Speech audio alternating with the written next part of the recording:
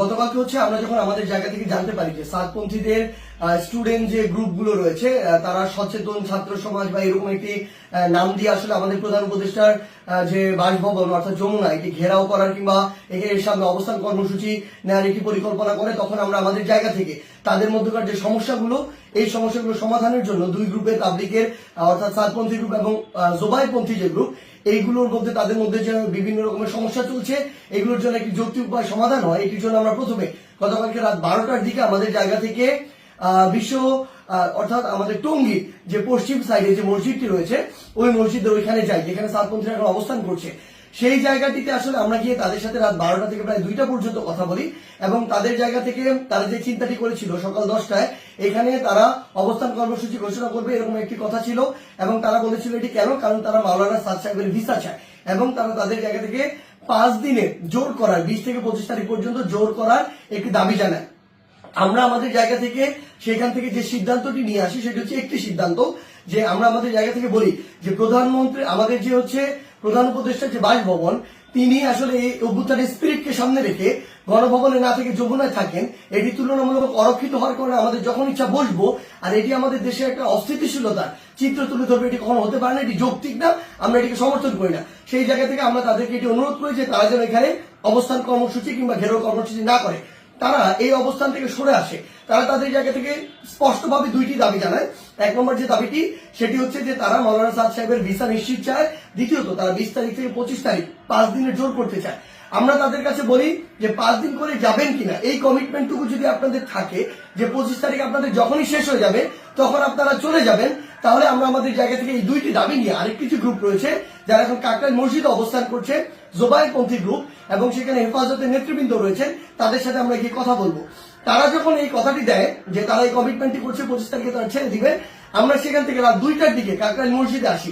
সেখানে আমাদের জোবাইরপন্থীদের যারা মাওলানা রয়েছেন, যারা সিনিয়র নেতৃবৃন্দ রয়েছেন তারা ছিলেন, হেফাজতের যারা সিনিয়র নেতৃবৃন্দ মাওলানা মাদুনুল হক সাহেব, মাওলানা মাহফুজুল হক সাহেব তারা ছিলেন, সকলে ছিলেন।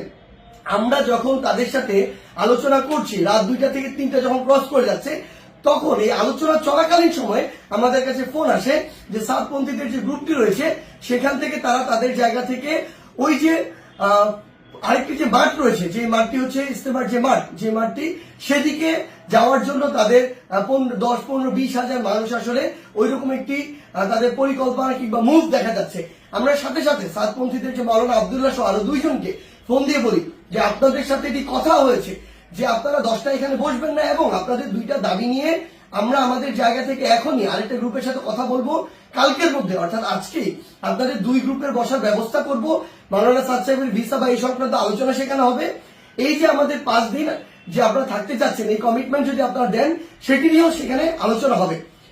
যখন আমরা জানতে পারি তাদের দিকে মুভ করছে আমরা তাদেরকে স্পষ্ট করে বলি আপনারা যদি সেদিকে মুভ করেন আমাদের আলোচনা চলাকালীন তাহলে আপনারা আমাদের আলোচনাকে অসম্মানিত করছেন এবং আমাদের প্রতি যে শ্রদ্ধাটুকু রাখা উচিত আপনাদের সেটুকু আপনারা রাখছেন না। সেটি যদি করেন তাহলে আপনাদের পক্ষে আমাদের অবস্থান থাকবে না, একদম ক্লিয়ার বলে দিই। এবং আমাদের জায়গা থেকে এরকম কোনো মেসেজই ছিল না যে আপনারা ওইখানে চলে যান 5 দিনের জন্য অবস্থান নেন।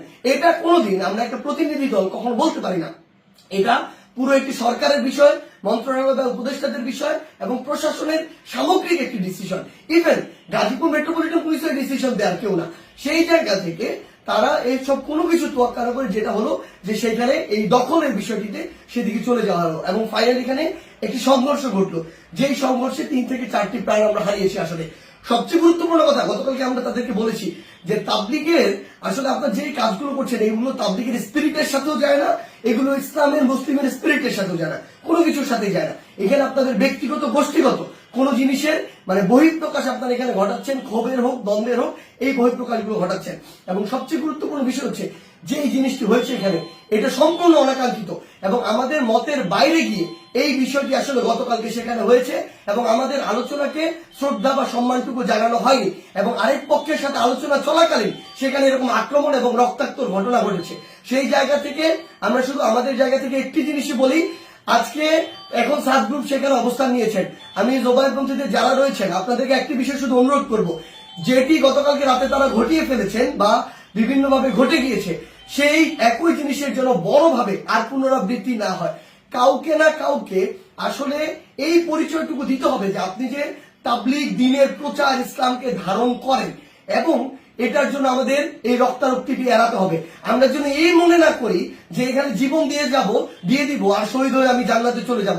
আমরা আমাদের ক্ষুদ্র জ্ঞান থেকে মনে করি এটা শহীদ হয়ে জান্নাতে যাওয়ার কোনো জায়গা হতে পারে না, এটা কোনো উপায় হতে পারে না, বরং এটা তাবলীগের মধ্যে, ইসলামের মধ্যে, মুসলিমের মধ্যে, দেশের মধ্যে একটি বিশৃঙ্খলা সৃষ্টি করা হচ্ছে। আমরা প্রশাসনকে উদাত্ত আহ্বান জানাই আমাদের জায়গা থেকে, গতকালকে যারা এটার সাথে সংশ্লিষ্ট ছিল, জড়িত ছিল, তাদের দৃষ্টান্তমূলক শাস্তি দিতে হবে। তারা যদি ইভেন কোন একটি গ্রুপের সর্বোচ্চ নেতা হয়, তার বিরুদ্ধেও যথাযথ ব্যবস্থা নিতে হবে, আইনের আওতায় নিয়ে আসতে হবে। আদারওয়াইজ এই জিনিসটিকে যেভাবে চিত্রায়িত করা হচ্ছে সেটি কোনোদিন তাবলীগ হোক, মুসলিম হোক, ইসলাম হোক, কোনো কিছুর স্পিরিটের সাথে যায় না এবং এটি হতে পারে না।